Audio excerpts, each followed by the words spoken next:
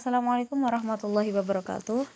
Pada kesempatan kali ini, kami dari kelompok 4 yang beranggotakan Arsi Sofri Putri, Elma Nur Hidayanti, Alfifah Rezi, dan Rifatul Himah akan mempresentasikan hasil diskusi kelompok kami yang bertema ajaran tasawuf Ibnu Arabi.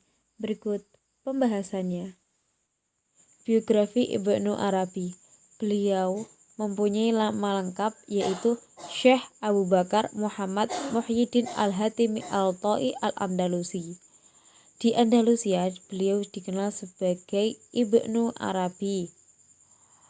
Untuk membedakan antara Abu Bakar Ibnu Arabi, yaitu seorang qadhi dari Siveria yang wafat pada tahun 543 Hijriah. Ibnu Arabi lahir pada tanggal 17 Ramadan tahun 560 Hijriah atau 28 Juli 1163 Masehi. Dan beliau wafat pada tahun 638 Masehi. Karya-karya Ibnu Arabi. Di antara karya Ibnu Arabi yang sangat monumental yaitu adalah Futuhat Al-Makkiyah yang ditulis pada tahun 1201 ketika beliau sedang menunaikan ibadah haji. Kitab atau karyanya yang berjudul Futuhat Al-Makkiyah dan Fusus Al-Hikam ini dikenal sampai sekarang, yang terkenal sampai sekarang, yang menggambarkan corak ajaran tasawuf.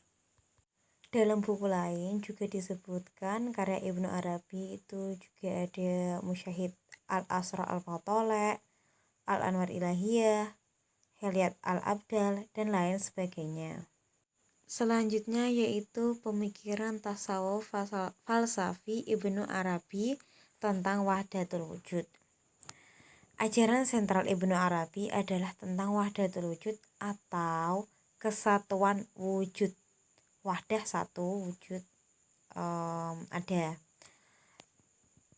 Istilah wahdatul wujud itu bukan berasal dari Ibnu Arabi, melainkan dari Ibnu Taimiyah yang merupakan tokoh yang paling keras dalam mengecam dan mengkritik ajaran sentralnya tersebut. Menurut Ibnu Taimiyah, wahdatul wujud adalah penyamaan Tuhan dengan alam. Jadi Tuhan itu disamakan dengan alam, dengan mukmin dan dengan makhluk. Selain itu, orang-orang yang mempunyai paham wahdatul wujud ini, mereka berpendapat bahwa sang khalik dan makhluk dan Tuhan dengan alam itu tidak ada bedanya. Nah, dari pengertian tersebut, Ibnu Taimiyah menilai ajaran sentral Ibnu Arabi dari aspek tasbih atau penyerupaan khalik dengan makhluknya saja, tapi belum menilainya dari aspek tanzihnya atau penyucian khalik. Hal itulah yang dipahami oleh Ibnu Taimiyah. Meskipun di tempat lain terdapat kata-kata Ibnu Arabi yang membedakan antara khalik dengan makhluk dan antara Tuhan dengan alam. Di dalam kitabnya Ibnu Arabi yang berjudul Futuhat Al-Makkiyah menjelaskan bahwa Allah adalah wujud mutlak, yaitu zat yang mandiri, yang keberadaannya tidak disebabkan oleh suatu apapun. Jadi Allah itu berdiri sendiri gitu. Di halaman lain juga beliau menuliskan, pertama-tama harus diketahui bahwa Allah adalah zat yang awal, yang tidak ada yang mendahulinya, tidak ada sesuatu pun yang awal bersamanya, dan Dia berdiri dengan sendirinya, tidak membutuhkan sesuatu selain Dia. Dia adalah Tuhan yang Maha Esa, yang tidak berhajat kepada alam semesta. Cukup sekian presentasi dari kelompok kami.